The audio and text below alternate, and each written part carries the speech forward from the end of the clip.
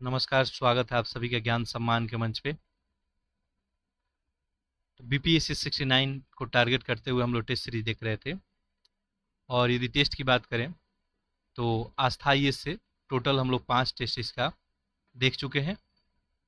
इसके अलावा जो है दृष्टि आईएएस से हम लोग इसका 2 टेस्ट कवर कर चुके हैं।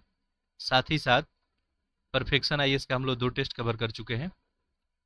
इसके अलावा जो आपका इम्तिहान का टॉपिक वाइज टेस्ट में, जैसे बजट हो गया, आर्थिक सर्वे हो गया, उससे रिलेटेड हम लोग टेस्ट देखे थे। 2 टेस्ट वहाँ भी हम लोग कवर किए हैं। तो इसी क्रम को जारी रखते हुए आस्था आईएएस का टेस्ट नंबर 6 आज हम लोग देखने वाले हैं। और आप सभी को पता होगा कि आपके एग्ज़ाम में जो है ये अब क्लियर कर दिया गया कि ऑप्शन जो है 4 ही रहेगा। यानी पहले जो ई ऑप्शन होता था, ई ऑप्शन नहीं रहेगा। आपका ऑप्शन जो है ए बी सी डी ही होगा। साथ साथ जो है 1/3 जो है आपका निगेटिव रहेगा। अब ऐसे में जो है आप सभी को इस बात पे सबसे ज़्यादा ध्यान देने की ज़रूरत है कि आप जो भी प्रश्न सॉल्व कर रहे हैं वो कोशिश करें कि सही करें। आप जितना ही गलत करेंगे, आप सोच रहे हैं 1/3 का मीनिंग क्या होता है, आपका 0.33 हो गया। यानी एक आप गलती करते हैं तो आपका 0.33 मार्क्स जो है काटा जाएगा। आप 3 प्रश्न गलती करेंगे तो आपका अप्रॉक्स 1 मार्क्स जो है काटा जाएगा। तो वैसे में जो है ये काफ़ी क्रूशियल रोल जो है प्ले करेगा। तो आप सभी जब भी प्रश्न हल करेंगे तो बिल्कुल धैर्य से, शांति से, जो आपको प्रश्न आता है वो हल करें, जो नहीं आता है उसे अभी ही एग्जाम में जाने से पहले सीखने का प्रयास करें। रिवीजन ज़्यादा से ज़्यादा करते रहें। रिवीजन की जहाँ तक बात करें तो यहाँ पे एक आपका बीपीएससी के लिए जो है करंट अफेयर बिहार स्पेशल कराया गया है। आप सभी को पता है कि पिछली बार जो है अप्रॉक्स जो है 35 प्रश्न लगभग करंट अफेयर के पूछे गए थे, जिसमें 12 से जो है 13 प्रश्न आपके बिहार स्पेशल से पूछे गए थे। तो बिहार स्पेशल का एक करंट का सीरीज कराया गया है, बिल्कुल ही टॉपिक वाइज। आप जैसे ही बीपीएससी 69 वाले प्लेलिस्ट में जाएंगे आपको पूरे सीक्वेंस में वीडियो मिल जाएगा। तो टॉपिक जो है आपका कंप्लीट कर दिया गया है, हर एक टॉपिक को बिल्कुल अच्छे से कवर किया गया है। साथ ही साथ टेस्ट सीरीज की जहाँ तक मैं बात किया तो टेस्ट इतना जाके आप जो नहीं देखे हैं वो जाके देख लेंगे। तो आज इसका हम लोग टेस्ट 6 करने वाले हैं और ये आपका फुल लेंथ का टेस्ट है। ठीक है, हम कोशिश करेंगे। देखिए, टेस्ट अभी देने का मतलब ये है कि जो भी आपको क्वेश्चन आ रहा है उसका रिवीजन हो जाए, और जो नहीं आ रहा है उसे क्या करें, आप सीख लें। तो वैसे में हम आपको यहाँ पे वक्त देंगे, आप एक बार ही अपना टाइम दें, लेकिन इफिशिएंट जो है इसका यूज करें। तो मैं एक एक प्रश्न आपको दिखाऊंगा, आपको वक्त दूंगा, आप आंसर करेंगे। आप चाहें तो कॉपी पेन ले सकते हैं, या आपके पास ओएमआर सीट है तो ओएमआर सीट ले लें। साथ ही साथ आंसर को मैच करते रहें। जो भी आपसे प्रश्न गलत होता है उसे सीखने का प्रयास करें, जो आता है उसका आपका रिवीजन हो जाएगा। ये एक बेहतर तरीका है। ठीक है, ऐसा नहीं कि मैं टेस्ट बना रहा हूँ बस आप देखते जाएं। ठीक है, ऐसा कुछ जो है ना करें, नहीं तो आप इसका इफिशिएंट यूज नहीं कर पाएंगे और आपको लगेगा कि एक बार और टेस्ट को फिर से देख लें। तो एक ही बार करें और बहुत ही मजबूती के साथ, बहुत अच्छे तरीके से करें। ठीक है, उसके अलावा भी बिहार स्पेशल को लेकर एक मैप के माध्यम से आपको पूरा बिहार स्पेशल बताया गया। तो सारा सारा जो है वीडियो आपको बीपीएससी 69 वाले में जाएंगे तो वहाँ पे आपको मिल जाएगा। ठीक है, चलिए, तो वीडियो को आप लोग अधिक से अधिक शेयर कर देंगे, ज़्यादा से ज़्यादा लोग तक ये कंटेंट पहुँच जाए। ठीक, चलिए एक एक करके प्रश्न आप लोग करें। ठीक है, इसके अलावा आपका कोई फीडबैक कमेंट होगा तो आप कमेंट बॉक्स में लिख सकते हैं। पीडीएफ वगैरह के लिए आप लोग टेलीग्राम ग्रुप जो है ज्वाइन कर सकते हैं, वहाँ पे आपको पीडीएफ प्रोवाइड कर दिया जाएगा। तो आगामी जो है दिनों में हम लोग बीपीएससी से रिलेटेड जो भी बेहतर टेस्ट सीरीज होगा सारा कुछ यहाँ पे हम करने वाले हैं। अभी टेस्ट सीरीज कुछ दिन से अपलोड नहीं हो पा रहा था, आपको बिहार स्पेशल जो है करेंट अफेयर दिया जा रहा था। ठीक है, अब आपको जो है टेस्ट सीरीज हम कोशिश करेंगे मैक्सिमम से मैक्सिमम प्रोवाइड करें। जो बेहतर टेस्ट है वो तो मैं आपको करा ही दूंगा।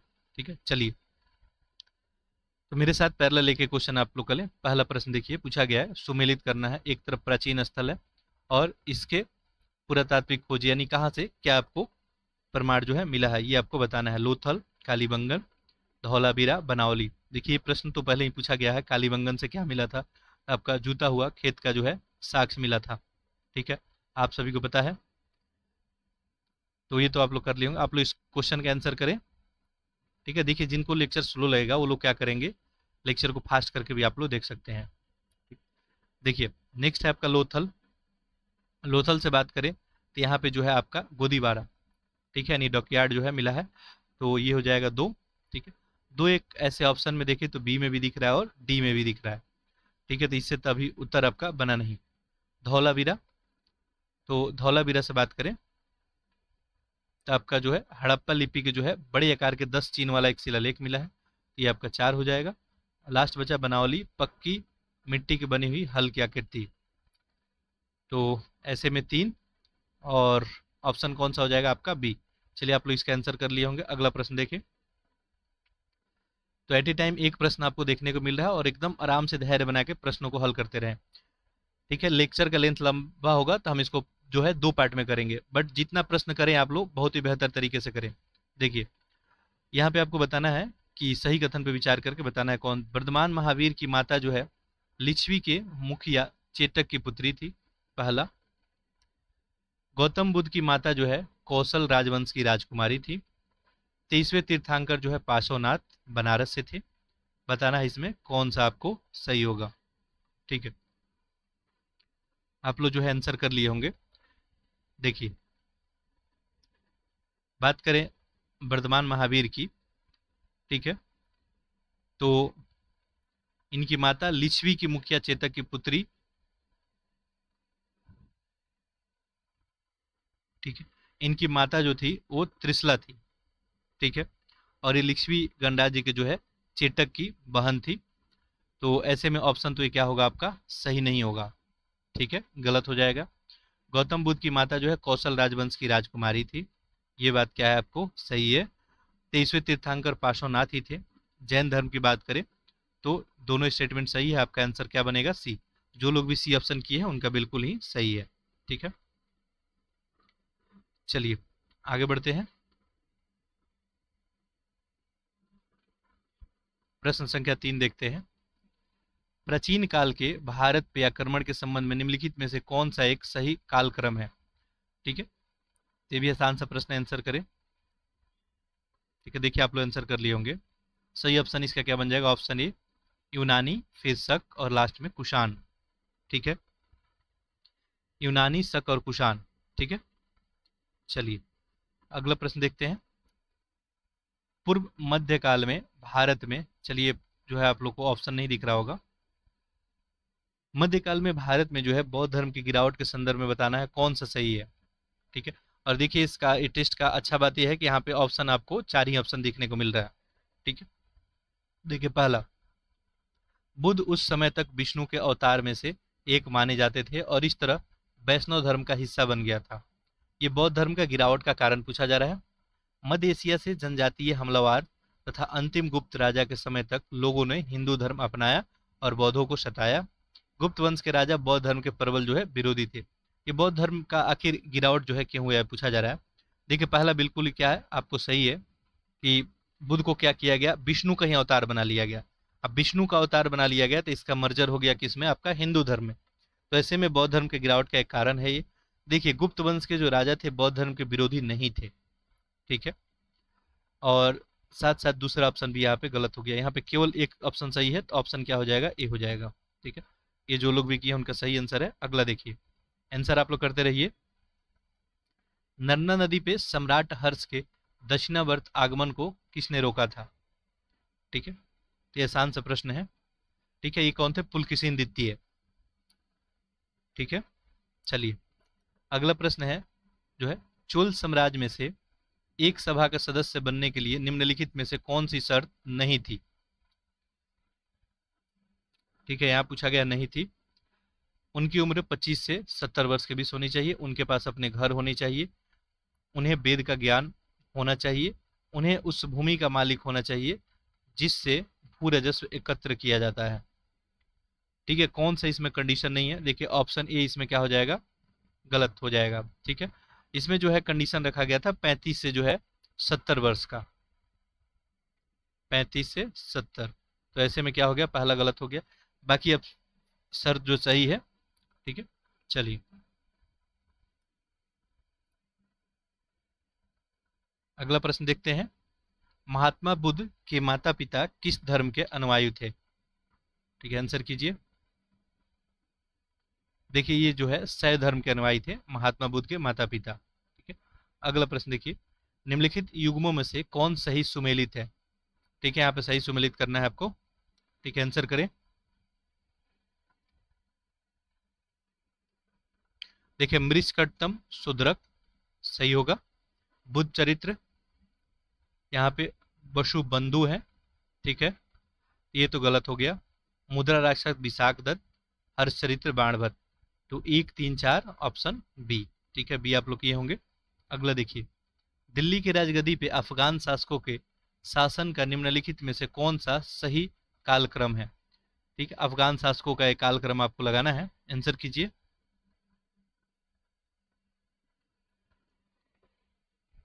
यानी लोधी वंश की बात की जा रही है। ठीक है, लोधी वंश जो अकबाम से आते थे। ऐसे में आंसर क्या हो जाएगा आपका यहाँ पे? ऑप्शन सी हो जाएगा। ठीक है, देखिए, बहलोल खां लोधी, इसके बाद आपका सिकंदर शाह, और लास्ट इब्राहिम लोधी। आपको पता है कि इब्राहिम लोधी जो है, इनका कार्यकाल रहता है 1517 से लेके और 1526 तक। 1526 में बाबर से युद्ध होता है, इसके बाद इस वंश का पतन हो जाता है। ठीक है, बहलोल खां लोधी जो थे, ये 1451 से 1489 तक थे। फिर सिकंदर शाह आपको जो है 1489 से 1517 तक। ठीक है, तो ये लोधी वंश का सीक्वेंस है, आपको याद ही होना चाहिए, बहलोल खां लोधी, सिकंदर शाह और इब्राहिम लोधी। मध्यकालीन भारत में महतर और पट्टिकिल पदनाम किनके लिए प्रयुक्त होते थे? ठीक है, देखिए, देखिए इसका सही आंसर आपका क्या हो जाएगा? ऑप्शन बी, गांव का मुखिया। ठीक है, महतर और पट्टिकल पदनाम जो है ग्राम मुखिया के लिए मध्यकाल में प्रयुक्त किया जाता था।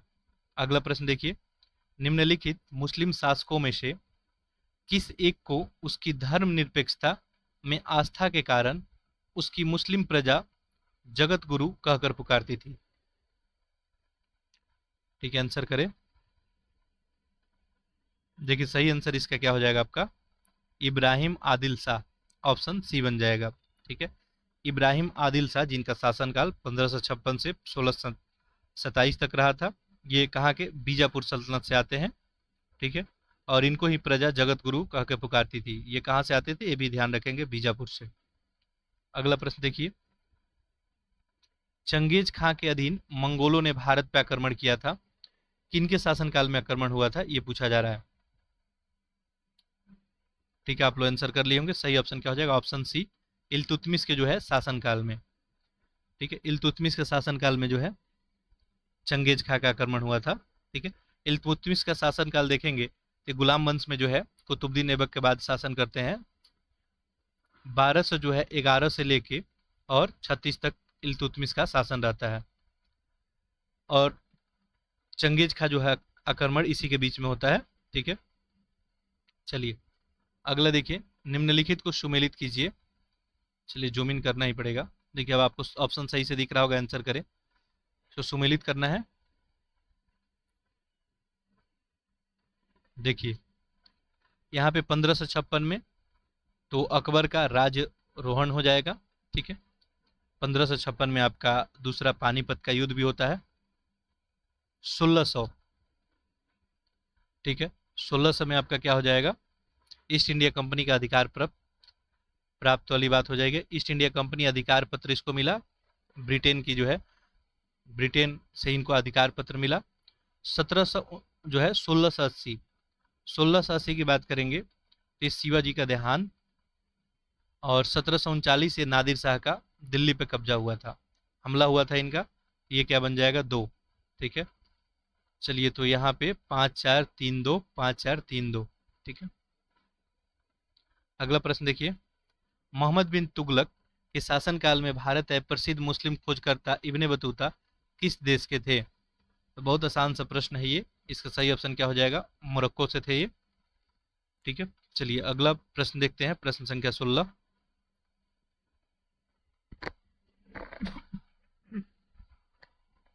देखिए, राजा को अपनी प्रजा से मुक्ति मिली और प्रजा को अपने राजा से, ये किसके निधन पे बदायूंयों के द्वारा इस प्रकार की जो है टिप्पणी की गई थी?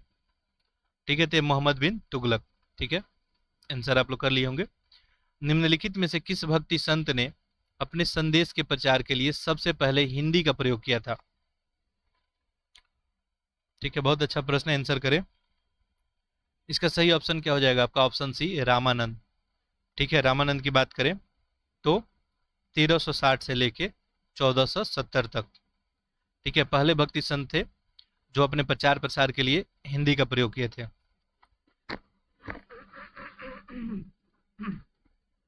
देखिए,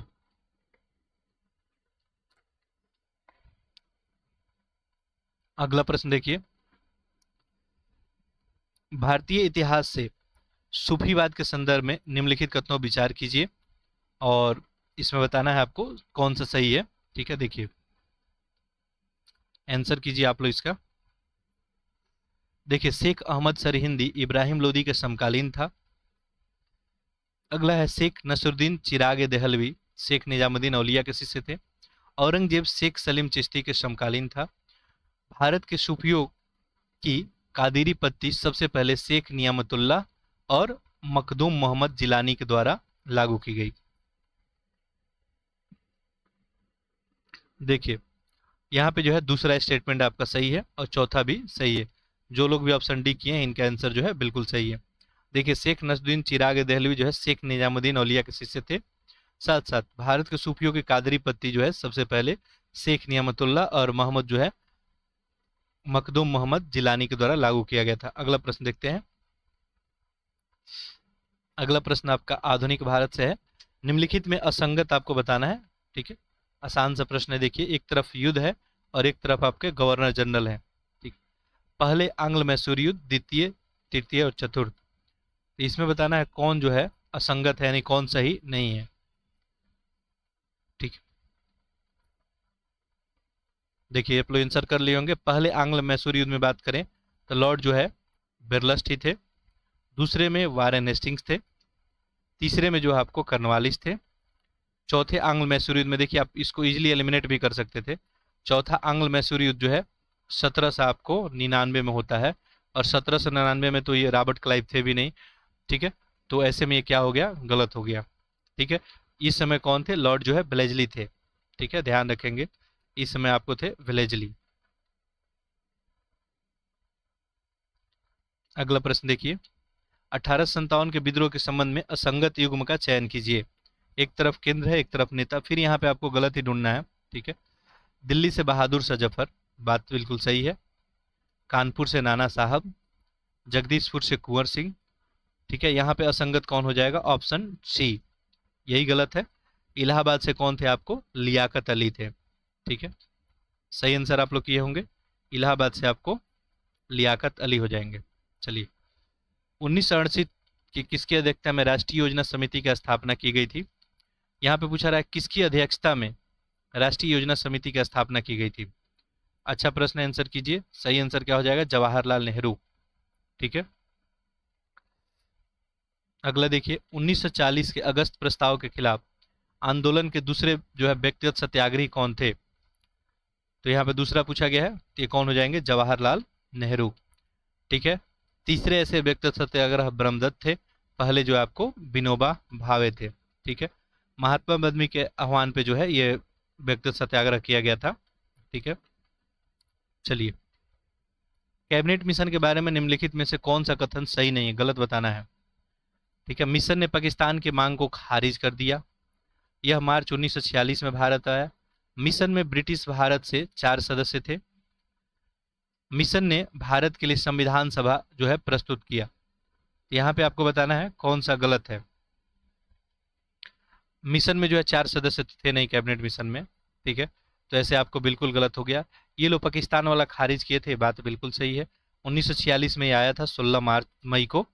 ठीक है, और इसमें देखेंगे तो वायसराय उस समय लॉर्ड बेबल थे। ठीक है, इसमें 3 ही लोग आए थे आपको, पैथिक लॉरेंस, ठीक है, और आपको स्टेपर्ट क्रिप्स थे, साथ साथ एलेक्जेंडर थे। तो ये 3 लोग थे। चलिए, बाकी सब यहाँ पे सही है। संविधान की बात जो है की गई थी।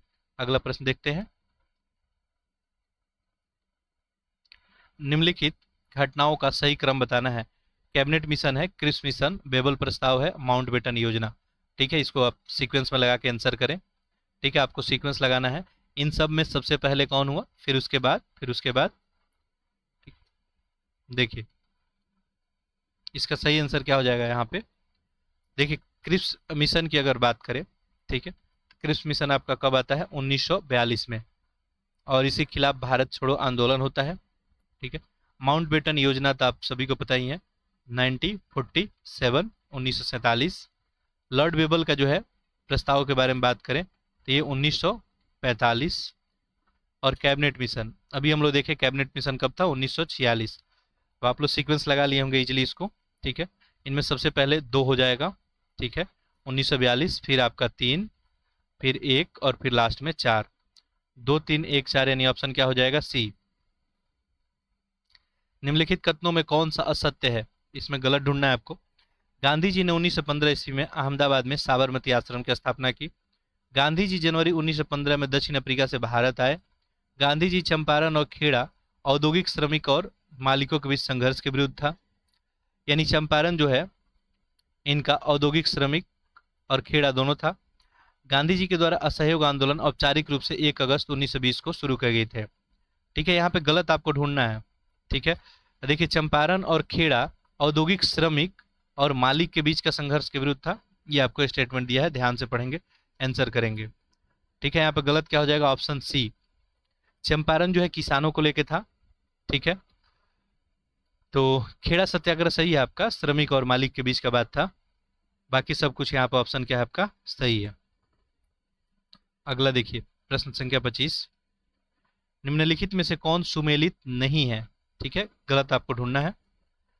देखिए, अनुशीलन समिति बंगाल में, ठीक है, अब ये तो सही ही है। गदर पार्टी सैन फ्रांसिस्को अमेरिका, ये भी सही है। India home rule society, Azad Hind फौज भारत, ठीक है। देखिए, आजाद हिंद फौज जो है ये जापान में था, भारत में नहीं, ऐसे में गलत हो गया, ऑप्शन डी ही आपका क्या होगा, सही हो जाएगा। ठीक है, अगला देखिए, महात्मा बुद्ध ने भूख हड़ताल का प्रयोग सर्वप्रथम, सॉरी, महात्मा गांधी ने भूख हड़ताल का प्रयोग सबसे पहले कब और कहां किया था, भूख हड़ताल, ठीक है, आंसर करें, अच्छा प्रश्न है। देखिए, 1918 अहमदाबाद में, ठीक है। चलिए आगे बढ़ते हैं। निम्नलिखित में से आपको बताना है कि कौन सा सुमेलित नहीं है, ठीक है, आंसर कीजिए। देखिए, गीता रहस्य बाल गंगाधर तिलक, ठीक है, आप लोग आंसर कर लिए होंगे तो सही है। बंदी जीवन सचिन नाथ सन्याल, ये भी सही है। India a nation Annie Besant, ये भी सही है। इंडियन अर्नेस्ट लाला हरदयाल नहीं थे, कौन थे, वेलेंटाइन सिरोल, ये गलत हो गया, और ऑप्शन बी ही आपका क्या हो गया, सही हो गया। महात्मा गांधी एंड बिहार शम रेमिसेंस पुस्तक के लेखक कौन थे, ठीक है, अच्छा प्रश्न, आंसर करें। ये जो थे आपको राजेंद्र प्रसाद थे, ठीक है। निम्नलिखित आंदोलनों में किसका सरदार वल्लभ भाई पटेल द्वारा नेतृत्व किया गया और वह सफल भी रहा। बारदोली है, कपास मिल में कर्मचारियों का सत्याग्रह अहमदाबाद है, खादी खेतीहरों के समर्थन में सत्याग्रह, या उपयुक्त सभी, ठीक है। देखिए, यहाँ पे वल्लभ भाई पटेल के द्वारा बारदोली सत्याग्रह गुजरात, ठीक है। अगला प्रश्न देखिए, जब 1942 में अखिल भारतीय कांग्रेस ने भारत छोड़ो आंदोलन छेड़ा तब भारत का वायसराय कौन था। भारत का वायसराय जो है पूछा गया, आसान सा प्रश्न है, ठीक है, लिन लिथगो, ठीक है। अगला प्रश्न देखते हैं, प्रश्न संख्या 31,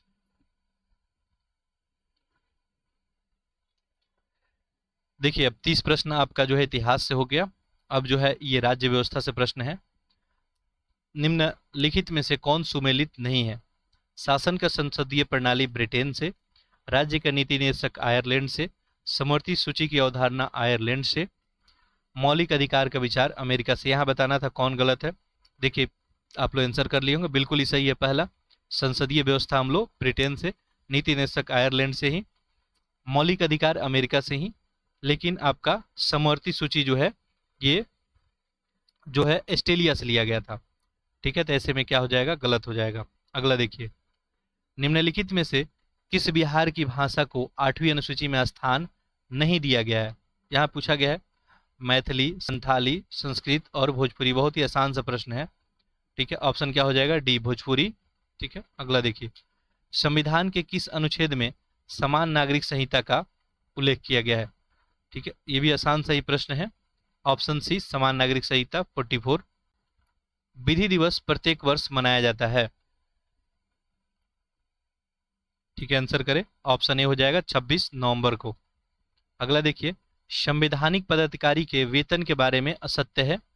इसमें से राष्ट्रपति को 5 लाख, राज्यपाल को 1 लाख, उपराष्ट्रपति 4 लाख, महान्यायवादी 2.5 लाख रुपया। यहाँ बताना है कौन गलत है। देखिए ऑप्शन बी यहाँ पे गलत है, बाकी सब यहाँ पे सही है। उपराष्ट्रपति के निर्वाचक मंडल में शामिल नहीं होते हैं। कौन शामिल नहीं? तो लोकसभा के सदस्य, राज्यसभा के मनोनीत सदस्य या विधानसभा के सदस्य। उपराष्ट्रपति के निर्वाचन की बात पूछी जा रही है, आंसर करें। देखिए उपराष्ट्रपति आप लोग सही कर लिए होंगे। लोकसभा के सदस्य इसमें पार्टिसिपेट करते हैं, बिल्कुल सही बात है। राज्यसभा भी पार्टिसिपेट करता है। राज्यसभा के मनोनीत सदस्य, विधानसभा के सदस्य उपराष्ट्रपति के चुनाव में पार्टिसिपेट नहीं करते हैं। तो ऑप्शन क्या हो जाएगा आपका? डी हो जाएगा। वैसे तो आपको पता है कि राष्ट्रपति की बात हो या उपराष्ट्रपति की, दोनों ही आपको अप्रत्यक्ष जो है निर्वाचन विधि से होता है। ठीक है, चलिए आप लोग कमेंट बॉक्स में चाहें तो लिख सकते हैं कि राष्ट्रपति के चुनाव में कौन कौन पार्टिसिपेट जो है करते हैं। ऐसे अनुच्छेद जिनसे राज्यों के हित भी जुड़े हैं, ये कौन सा अनुच्छेद है? ठीक है, बताना है।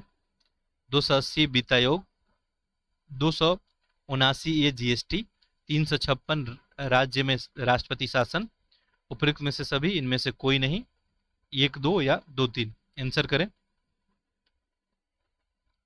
देखिए यहाँ पे क्या पूछा गया? राज्यों का हित। वित्त आयोग से राज्य का हित बिल्कुल जुड़ा हुआ है, चाहे जीएसटी परिषद की बात की जाए या राष्ट्रपति शासन की बात की जाए। तो ऑप्शन आपका क्या बन जाएगा यहाँ पे? उपयुक्त सभी, यानी ऑप्शन ए हो जाएगा। उच्चतम न्यायालय के निम्नलिखित महत्वपूर्ण फैसले को सही कालक्रम क्या है? यहाँ पे आपको क्रम इसका लगाना है। ठीक है, अच्छा प्रश्न है, आंसर करें। चलिए देखिए, मिनरवा मिल केस की बात की जाए तो ये आपका 1980। ठीक है, गोलकनाथ केस ये आपका 1967। गोपालन केस की बात करें तो ये आपका 1950।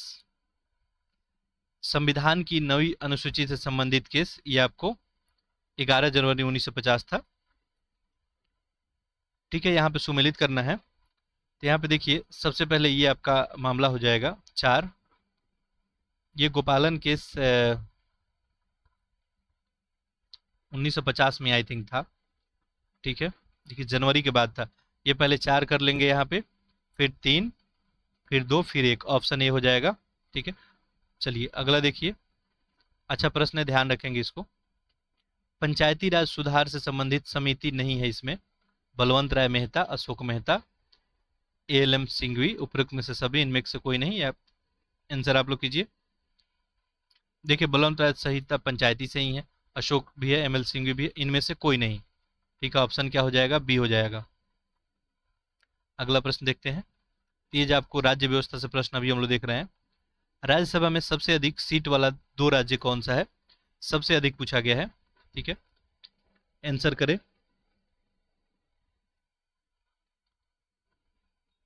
देखिए आप लोग आंसर कर लिए होंगे।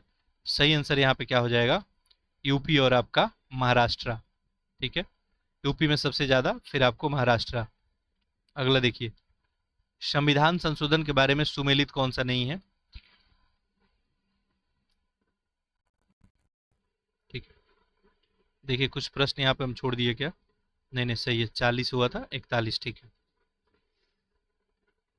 देखिए 101वां जीएसटी से, 103वां ईडब्ल्यूएस के 10%, 104वां एंग्लो इंडियन आरक्षण समाप्त, 100वां एससी एसटी सेवकों की पदोन्नति। ठीक, देखिए यहाँ पे गलत कौन हो जाएगा? Option D.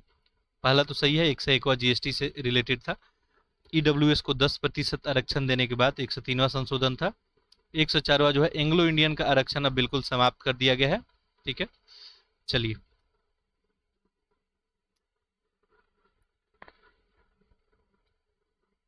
अगला प्रश्न देखिए। निम्नलिखित में से कौन सुमेलित नहीं है? ठीक है, इसमें बताना है आपको कौन सुमेलित। संचालन समिति राजेंद्र प्रसाद, प्रारूप भीमराव अंबेडकर, संघ समिति पंडित नेहरू, झंडा समिति सरदार पटेल। ठीक है, यहाँ बताना है कौन सुमेलित नहीं है। ठीक है, आप लोग आंसर कर लिए होंगे, आसान सा प्रश्न था। ऑप्शन यहाँ पे डी हो जाएगा। देखिए संचालन समिति राजेंद्र प्रसाद ही थे, भीमराव अंबेडकर प्रारूप से थे। पंडित नेहरू जो है आपको संघ समिति, झंडा समिति से भी आपको डॉक्टर राजेंद्र प्रसाद ही थे। ठीक है। भारतीय संविधान के अनुसार किसी राज्य विधानमंडल में सम्मिलित है। राज्य विधानमंडल में कौन कौन सम्मिलित है? बहुत ही आसान सा प्रश्न, आंसर करें आप लोग। तो यहाँ पे ऑप्शन क्या हो जाएगा आपका? ऑप्शन डी हो जाएगा, राज्यपाल, विधानसभा और जहां जहां विधान परिषद की व्यवस्था है वहां विधान परिषद भी। ठीक है। चलिए, राज्यसभा को जो है लोकसभा की तुलना में अधिक अधिकार प्राप्त है, ऐसा क्यों? अखिल भारतीय सेवा सृजन के लिए। देखिए, राज्यसभा को लोकसभा की तुलना में पूछा गया, कंपेयर करना है लोकसभा से। बजट, सरकार पर अविश्वास प्रस्ताव, उपयुक्त में से कोई नहीं। ठीक है, आंसर आप लोग कर लिए होंगे, आसान सा प्रश्न था ये। सही आंसर क्या हो जाएगा? ऑप्शन ए, अखिल भारतीय सेवा सृजन में। अगला देखिए, प्रोटेम स्पीकर के रूप में किसे नियुक्त जो है किया जाता है? निवर्तमान लोकसभा के अध्यक्ष, निवर्तमान लोकसभा के उपाध्यक्ष, निवर्तमान लोकसभा में सबसे वरिष्ठ सदस्यों में से कोई, या विरोधी दल के नेता। ठीक है, सही आंसर क्या हो जाएगा? Option C. ठीक है। चलिए अगला देखिए, प्रश्न संख्या 46। यातायात सिग्नलों में लाल जो है आपको प्रकाश प्रयुक्त किया जाता है, आखिर ऐसा क्यों? खून का रंग लाल है इसलिए, प्राणी लाल रंग के पहचान सकते हैं, लाल प्रकाश सबसे कम परिक्षेपित होता है, या लाल खतरे का प्रतीक है। बहुत ही आसान सा प्रश्न है, आंसर आप लोग कर लिए होंगे। सही आंसर क्या हो जाएगा? ऑप्शन सी। लाल प्रकाश जो है सबसे कम जो है प्रक्षेपित होता है। लाल प्रकाश का आपको पता है कि तरंग दैर्ध्य क्या होता है इसका? सबसे अधिक होता है। ठीक है, सबसे अधिक तरंग दैर्ध्य, वैसे में ये जो है सबसे ज्यादा कम जो है ये विचलित होता है। ठीक है, कम फैलता है, प्रकीर्णन इसका कम होता है। जबकि देखेंगे तो बैगनी का प्रकीर्णन सबसे ज्यादा होता है, क्योंकि उसका तरंग दैर्ध्य सबसे कम होता है। इसलिए हम लोग इसको यूज करते हैं ताकि दूर से दूर कोई आसानी से सिग्नलों को देख सके। अगला प्रश्न देखिए, अब ये साइंस का प्रश्न आपका शुरू हुआ है। घरेलू विद्युत तार स्थापन मूलतः श्रेणी क्रम में होते हैं, घरों में समानांतर में। यानी घरों में जो आपका वायरिंग किया जाता है वो कैसा होता है? श्रेणी में, समानांतर में, श्रेणी समानांतर दोनों में, प्रत्येक कमरे में अंदर श्रेणी में और अन्यत्र समानांतर में। ठीक है, सही आंसर क्या हो जाएगा इसका? समानांतर में, ऑप्शन बी हो जाएगा। ठीक है, वायरिंग जो आपको घरों में किया जाता है कैसा? पैरेलल वायरिंग किया जाता है। देखिए, जैसे आपको पता है कि आपका मान लीजिए कोई भी कमरा है, ठीक है, यहाँ पे आप 5 इक्विपमेंट यूज करते हैं। मान लीजिए एक फैन यूज कर रहे हैं, ठीक है, एक बल्ब आप यूज कर रहे हैं, ठीक है, एक स्विच बोर्ड आप चार्जिंग के लिए यूज कर रहे हैं। तो ऐसे में यहाँ पे जो है 3 केबल आपको डाला जाएगा। ठीक है, और ये पैरेलल डाला जाता है इसलिए कि मान लीजिए एक में मान लीजिए कोई प्रॉब्लम आ गया तो दूसरा आपका वर्क करते रहेगा। तो घरों में पैरेलल ही वायरिंग किया जाता है, ये बात ध्यान रखेंगे। अगला प्रश्न देखें, 48। मेन विद्युत प्रदाय में फ्यूज का प्रयोग एक सुरक्षा युक्ति के रूप में होता है। जो आपका मेन बोर्ड होता है, फ्यूज के विषय में निम्नलिखित कथनों में कौन सा सही है? मेन स्विच से यह समानांतर जुड़ा होता है। ये मुख्य रूप से रजत मिश्र धातु से बना होता है। इसका गलनांक निम्न होना आवश्यक है। इसमें बहुत उच्च प्रतिरोध होना आवश्यक है। इसमें से आपको सही बताना है। देखिए, सही ऑप्शन क्या हो जाएगा? Option C. देखिए, जब भी आप किसी भी बोर्ड में आप फ्यूज लगा रहे हैं, ठीक है, तो इसका गलनांक क्या होगा? कम ही रखा जाएगा। अब गलनांक कम क्यों रखा जाएगा, वजह क्या है? तो देखिए, गलनांक कम इसलिए रखा जाएगा ताकि मान लीजिए हाई करंट जब कभी आ जाता है, ठीक है, तो आपका इक्विपमेंट सुरक्षित रहे। ठीक है, आप फ्यूज क्यों लगाते हैं? As a protection. ठीक है, तो फ्यूज जैसे ही आपका क्या होगा, मान लीजिए हाई करंट आ गया, ठीक है, हाई पावर आ गया, तो ऐसे कंडीशन में क्या हो जाएगा? गल जाएगा और ब्रेक हो जाएगा और आपके घर का सप्लाई क्या हो जाएगा? बंद हो जाएगा और सारा इक्विपमेंट क्या हो जाएगा? आपका सुरक्षित हो जाएगा। अगर मान लीजिए इसका गलनांक ज़्यादा होगा तो ये गलेगा नहीं और आपके घर का इक्विपमेंट जल जाएगा, गल जाएगा, उसके बाद ये गलेगा, तो फिर ये लगाने का कोई फायदा नहीं रह जाएगा। ठीक है, अगला देखिए, जल के अंदर वायु का बुलबुला किसकी भांति व्यवहार करता है? आंसर करें, ये भी आसान सा ही प्रश्न है आपका, अवतल लेंस की तरह। ठीक है, अगला देखिए, किसी बिंदु पे फारेनहाइट तापक्रम सेंटीग्रेड तापक्रम का दोगुना होता है, किस बिंदु पे होता है ये पूछा गया है। एक छोटा सा न्यूमेरिकल था आपका। ठीक है, देखिए फारेनहाइट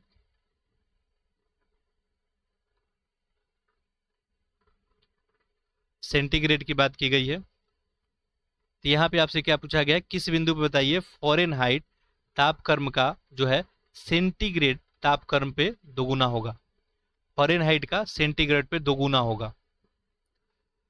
तो बस यहाँ पे आप देखें तो इसको जैसे ही आप 2 टाइम्स करके कैलकुलेट करेंगे तो आपका आंसर यहाँ पे क्या बन जाएगा, ऑप्शन डी। ठीक है, आप देख भी सकते हैं, यहाँ पे आप क्या करें, पुट कर दें यहाँ पे आप 160। ठीक है, 160 डिग्री सेल्सियस पुट कर दें तो 160 आ जाएगा, डिवाइड 100, और ये बन जाएगा आपका, ये तो कैंसिल हो जाएगा जीरो से, ये 9 हो जाएगा, ये 5 हो जाएगा, तो ऐसे में ये आपका हो जाएगा 160 into 9 equal to 5f minus 5 दूना 10, 5 या 15, 1 16। ठीक है, तो ये बन जाएगा आपका 0। ये आप कैलकुलेट करेंगे, आपका आंसर यही बन जाएगा। ठीक है, चलिए आगे बढ़ते हैं, ऐसे आपसे सॉल्व नहीं होगा। ठीक है, तो हम अगले जो है लेक्चर में इसको एक्सप्लेन कर देंगे। ठीक है, आप लोग कमेंट बॉक्स में लिख देंगे, मैं इसको सॉल्व कर दूंगा। ठीक है, देखिए ट्यूबलाइट में निम्न दाब पे कौन सी गैस भरी जाती है। ठीक, इसका सही आंसर आपका क्या हो जाएगा, ऑप्शन बी, नियान पारद वाष्प भरा जाता है। भारतीय रोबोटिक्स के बारे में असत्य बताना है। व्योम मित्र गगनयान, प्रज्ञान चंद्रयान, आईएरए एसबीआई, शना आज का समाचार वाचक। इसमें क्या बताना है, कौन सा गलत है। ठीक, व्योम मित्र आपका गगनयान, ठीक है, तो सही है। प्रज्ञान जो है चंद्रयान, आईएरए जो है ये एचडीएफसी है, सना जो है आज का समाचार वाचक। तो ऐसे में यहाँ पे गलत पूछा गया था, ऑप्शन बी हो जाएगा। आंसर आप लोग करते रहिए। निम्नलिखित में से कौन सुमेलित नहीं है, वे करंट अफेयर का क्वेश्चन है। फेसबुक से जो है मार्क जुगरबर्ग, यूट्यूब से चैट जो है हरले स्टीव सेव और जावेद करीम, व्हाट्सअप जो है जैनकुम और Brian Acton, Instagram Jack Dorsey. इसमें क्या बताना है, कौन गलत है। आंसर करें। देखिए यहाँ पे गलत क्या हो जाएगा आपका, ऑप्शन डी। ठीक है, बाकी सब सही है, फेसबुक का मार्क जुकरबर्ग। ठीक, अगला देखिए, आंखों की रेटिना निर्मित प्रतिबिंब उद्दीपन हटाने के बाद कितने समय तक बना रहता है। ठीक, कितने समय तक, ये आसान सा प्रश्न है, 1/16 सेकेंड तक। ठीक है, निम्नलिखित को सुमेलित कीजिए, और ये आप लोग कर सकते हैं। तरंग दैर्ध्य ऊर्जा है, ध्वनि है और आवृत्ति है। तरंग दैर्ध्य को एंगस्ट्रम में, तो 1 का तो 2 बनेगा। ऊर्जा जो है आपका जूल में, ध्वनि की तीव्रता डेसिबल में, और आवृत्ति आपका हर्ट्ज में। आप लोग आंसर किए होंगे, बिल्कुल सही ऑप्शन आपका बी है।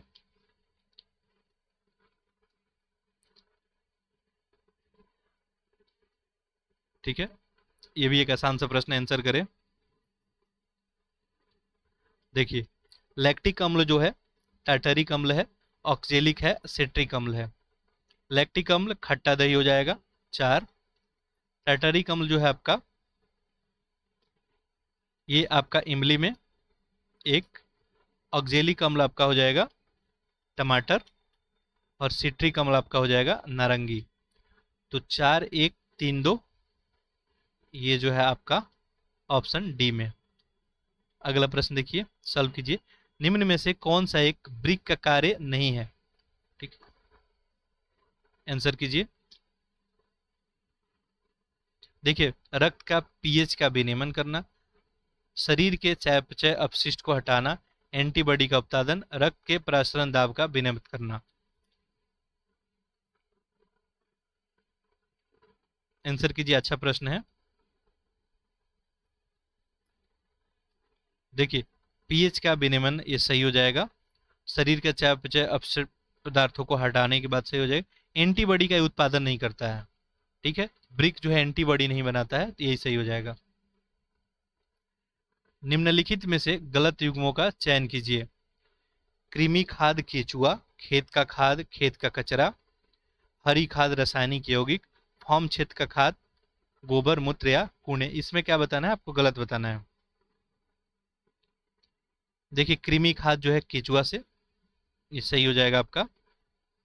हरी खाद जो है एक जैविक खाद है, तो ये रासायनिक यौगिक तो नहीं होगा, ये तो गलत हो जाएगा। ठीक है, खेत का खाद खेत का कचरा, और फॉर्म क्षेत्र का खाद गोबर या मूत्र जो भी कूड़े करकट है उन्हीं से बनता है। निम्नलिखित में से किन तत्वों के लवणों द्वारा आतिशबाजी में रंग प्राप्त होते हैं? आतिशबाजी में जो आपको रंग दिखता है, लाल हरा पीला जो भी दिख रहा है, ये किन के कारण दिखता है, ये पूछा गया है। देखिए सही ऑप्शन इसका क्या हो जाएगा, ऑप्शन सी, स्ट्रोंशियम और बेरियम। स्टेंशियम और बेरियम जो है आपके क्षारीय मृदा धातु है, ये बहुत अधिक क्रियाशील होते हैं। इन दोनों में देखिएगा तो ये रंग उत्पन्न करने के लिए जिम्मेवार होते हैं। ठीक है, आपका स्टेशियम जो होता है ये लाल रंग के लिए जिम्मेवार होता है। ठीक है, याद रखेंगे किसके लिए, लाल रंग के लिए। स्टेशियम जो है आपका लाल रंग के लिए जिम्मेवार होता है, जबकि बेरियम जो है, बेरियम की बात करें तो ये हरा रंग के लिए। ठीक है, ये भी बात ध्यान रखेंगे। इलेक्ट्रोटाइनी में सोल्डरन प्रक्रिया में सोल्डर के रूप में प्रायः कौन से पदार्थ प्रयोग में लाए जाते हैं? सोल्डर के रूप में, तो आप लोग आंसर कर लिए होंगे। ऑप्शन यहाँ पे क्या हो जाएगा आपका, बी, सीसा और टिन। मिश्र धातु का उपयोग करते हैं। निम्नलिखित में सुमेलित कीजिए। ठीक है, आंसर कीजिए।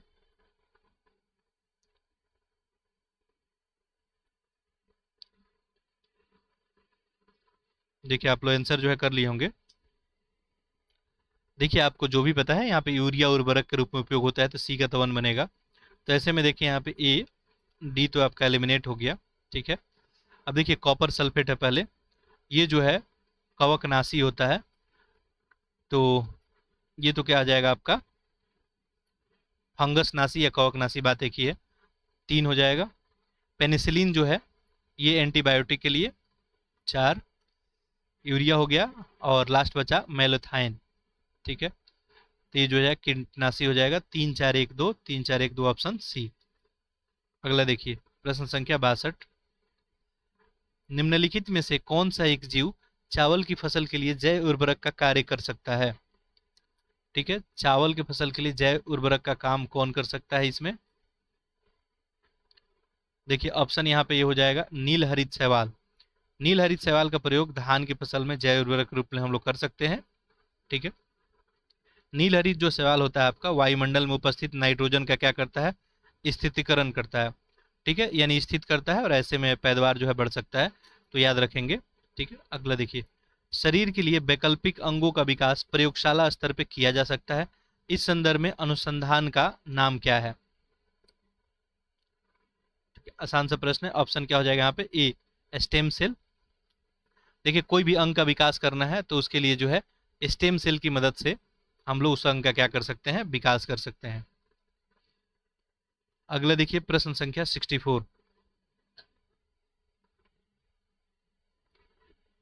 मरुस्थलीय क्षेत्र में जल ह्रास रोकने के लिए निम्नलिखित में से कौन सा पर्ण रूपांतरण होता है?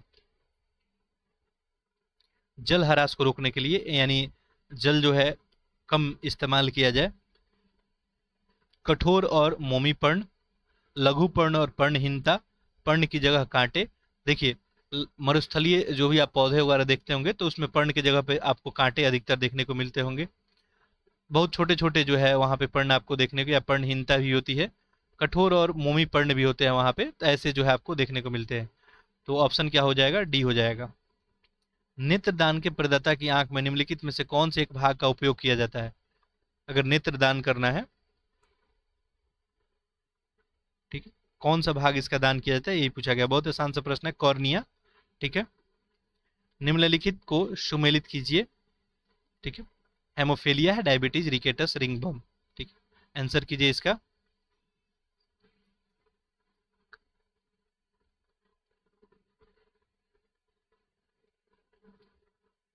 ठीक है, देखिए आप लोग आंसर कर लिए होंगे। हेमोफीलिया जो है एक अनुवांशिक रोग है। ठीक है, 2 हो जाएगा।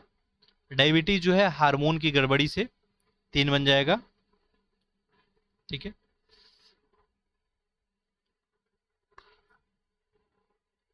नेक्स्ट देखिए रिकेटक्स जो है आपका हीनजनता रोग हो जाएगा। और रिंग वर्म ये जो हो जाएगा आपका कवक संक्रमण है, एक तरह कवकों का फंगस का संक्रमण है, तो 2 3 1 4, 2 3 1 4 ऑप्शन बी में है। अगला देखते हैं प्रश्न संख्या 67। निम्नलिखित में से कौन सा एक जो है पौषणिक कैल्शियम का एक अच्छा स्रोत नहीं है? कैल्शियम का कौन सा अच्छा स्रोत नहीं इसमें पूछा गया है, देखिए आंसर कीजिए।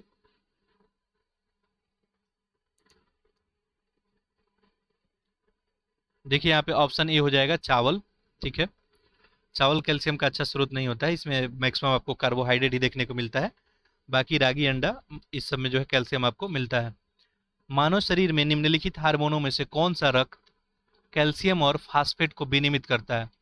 कैल्शियम और फास्फेट को रेगुलेट करने वाला हार्मोन पूछा जा रहा है। ठीक है,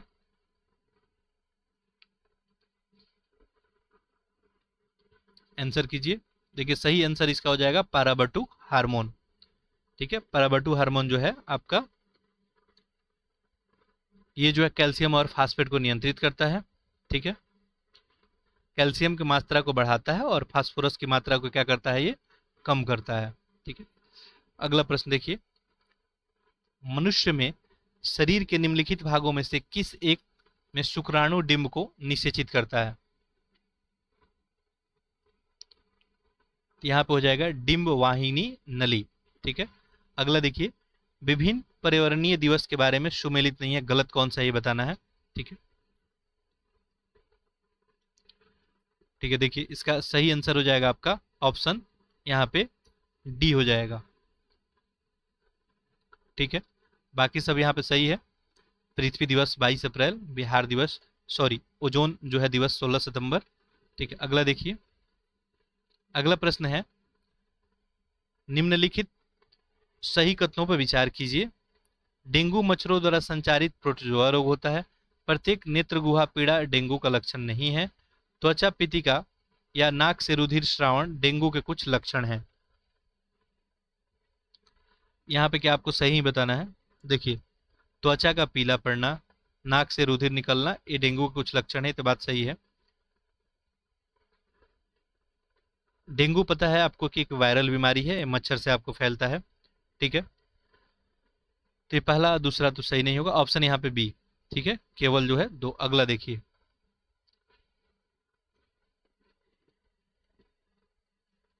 ये सुमेलित आपको करना है। देखिए, रक्त अल्पता, घेघा, रतौंधी और बेरी बेरी। ठीक है, देखिए तो यहाँ पे जो है आपका बेरी बेरी विटामिन बी की कमी से। ठीक है, आपका रतौंधी जो है विटामिन ए की कमी से 4 हो जाएगा। घेघा जो है आपको आयोडीन की कमी से 3, और रक्त अल्पता आपका लोहा के कमी से, लौह तत्व की कमी से। तो 2 3 4 1 आप लोग आंसर सही कर लिए होंगे, इसका ऑप्शन बी हो जाएगा। ठीक है, अगला का आंसर करें। जब किसी वस्तु को पृथ्वी से चंद्रमा पर ले जाया जाएगा तो क्या होगा? ठीक है, उसका भार बढ़ जाएगा, उसका भार घट जाएगा। देखिए यहाँ पे ध्यान देंगे, पृथ्वी से चंद्रमा पर ले जाया जा रहा है। पृथ्वी से चंद्रमा पे जब ले जा रहा है तो क्या जो होगा, भार में कोई परिवर्तन नहीं होगा, वह पूर्ण रूप से भार रहित हो जाएगा। बिल्कुल ही आसान सा प्रश्न, आंसर आप लोग कर लिए होंगे। उसका भार क्या हो जाएगा, घट जाएगा। ठीक है, देखिए डब्ल्यू बराबर क्या होता है आपको, एम इंटू जी। ठीक है, वेट जो होता है, जो भार होता है, वो इसमें डायरेक्टली प्रोपोर्शनल टू आपका जी ही होता है। देखिए जी अगर बढ़ेगा आपका तो भार भी क्या होगा, बढ़ेगा। एम तो हमेशा कांस्टेंट होता है, द्रव्यमान जो होता है हमेशा कांस्टेंट होता है। आप किसी ग्रह पे चले जाएं तो आपको पता है कि पृथ्वी का जो जी है, इससे जो है लगभग 1/6 जो है जी कम है, कहाँ का, चंद्रमा का। पृथ्वी पे मान लीजिए किसी वस्तु का जो है वेट, भार mg है, तो चंद्रमा पे उसका क्या हो जाएगा, ये आपका m इंटू जी/6 हो जाएगा। ठीक है, तो कम ही हो जाएगा। अब यही क्वेश्चन उल्टा कर देते कि चंद्रमा से पृथ्वी पे आने पे तो भार बढ़ जाता। सिंपल सा समझिए, पृथ्वी पे मान लीजिए कोई 60 kg का व्यक्ति है, तो चंद्रमा पे जैसे पहुंचेगा वो लगभग कितने का हो जाएगा, 10 kg का हो जाएगा। ठीक है, चलिए समझ गए होंगे आप लोग। तो यहाँ पे जो है आपका आंसर बी बन जाएगा। समुद्र तल पे पृथ्वी के केंद्र से सबसे निकट स्थान कौन है? ठीक है, समुद्र तल से पृथ्वी के केंद्र से पूछा गया है सबसे निकट स्थान, आंसर करें। देखिए कौन सा हो जाएगा इसमें, उत्तरी ध्रुव। ठीक है, ध्रुव जो है केंद्र तल से सबसे नजदीक हो जाएगा। ठीक है, अब देखिए पृथ्वी हो गई आपकी, ये बीचों बीच जो आप रेखा खींचते हैं आपका भूमध्य विषुवत रेखा हो गया। ये ऊपर 23.5 डिग्री नॉर्थ में जो है आपका, इसे हम कर्क रेखा बोलते हैं। और ये 23.5 डिग्री जो है आपका साउथ में, इसे हम क्या बोलेंगे, मकर रेखा। और ये आपका क्या हो गया, उत्तरी ध्रुव हो गया, ठीक है। और ये पॉइंट क्या हो गया आपका, दक्षिणी ध्रुव हो गया। पृथ्वी चूंकि आपका ये 2D में तो है नहीं, पृथ्वी 3D में होती है, ठीक है, जैसे फुटबॉल वगैरह की आकृति आप देख रहे हैं। खैर ऊपर से थोड़ी चपटी रहती है, लेकिन सेंटर से उसका देखेंगे तो सबसे नजदीक जो पड़ेगा आपका, कौन पड़ेगा, उत्तरी ध्रुव पड़ेगा।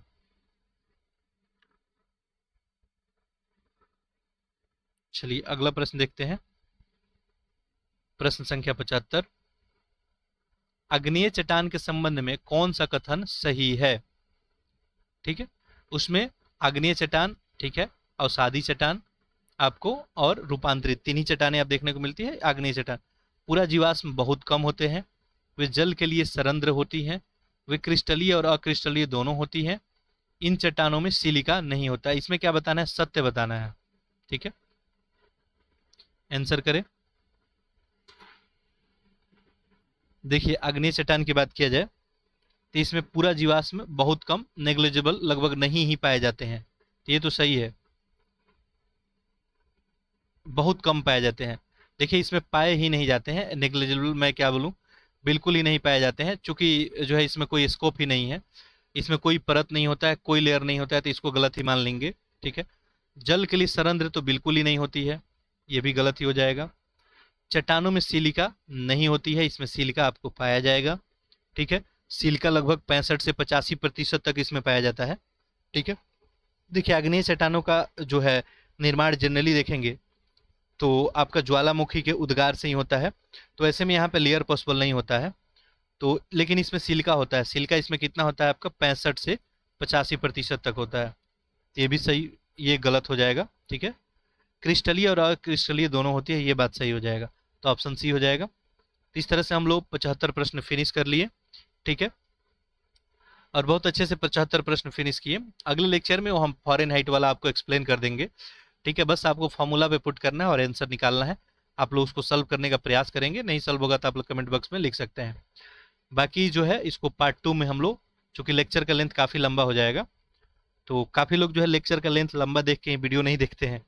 ठीक है, तो वैसे में सारे लोग को ध्यान में रखते हुए ये लेक्चर जो हम बना रहे हैं। बाकी आगे चल के जो है आप सभी के लिए फुल लेंथ हम करेंगे, यानी एक वीडियो में एक पूरा जो है करने का प्रयास करेंगे, भले अभी कुछ दिनों बाद से। ठीक है, अभी कुछ दिनों के लिए आप लोग प्रैक्टिस ऐसे करते रहें। बाकी जहाँ तक है कि मेंटरशिप प्रोग्राम भी आपका बीपीएससी के लिए चल रहा है, बिल्कुल फ्री ऑफ कॉस्ट। वहाँ पे आपको डेली होमवर्क दिया जाता है। ठीक है, टॉपिक दिया जाता है डेली, और उसी का आपको उसी दिन टेस्ट लिया जाता है। यानी जैसे मान लीजिए कि आज मैं कोई टॉपिक आपको मेंशन कर दिया, ठीक है, मान लीजिए साइंस सब्जेक्ट चल रहा है, इसमें कोई टॉपिक मेंशन कर दिए, तो वो टॉपिक दे दिया जाता है। अगले दिन शाम को उसका टेस्ट होता है। ठीक है, उसके लिए व्हाट्सएप ग्रुप में आपको जो है लिंक भेज दिया जाता है, टेस्ट का पेपर अपलोड कर दिया जाता है, आप सभी बना के उसे टेस्ट को सॉल्व करके सबमिट करते हैं। और उसके बाद उसका जो है उसी दिन आपको लाइव डिस्कशन किया जाता है। लाइव डिस्कशन कहने का मतलब है यहाँ पे गूगल मीट के माध्यम से हम उसका लाइव डिस्कशन करते हैं। यदि आप लोग में से किसी का कोई प्रॉब्लम होता है तो डायरेक्ट जो है आपका प्रॉब्लम सॉल्व किया जाता है। तो ये डेली जो है कार्यक्रम चल रहा है। इसमें ऑलरेडी अगर बात करें तो हिस्ट्री इसमें अप्रॉक्स कंप्लीट हो चुका है। साइंस में जो है आपका 2 टॉपिक, फिजिक्स और आपका बायोलॉजी कंप्लीट हो चुका है। यहाँ पे केमिस्ट्री अभी, साथ साथ बिहार स्पेशल भी यहाँ पे कंप्लीट हो चुका है। तो इसके अलावा जो भी रिमेनिंग सब्जेक्ट बचे हैं वो अभी कराया जाएगा, साथ साथ जो भी इंपॉर्टेंट टॉपिक है वो कराया जाएगा। ठीक है, चलिए तो अगले लेक्चर में हम लोग मिलते हैं, तब तक के लिए आप सभी का बहुत बहुत धन्यवाद।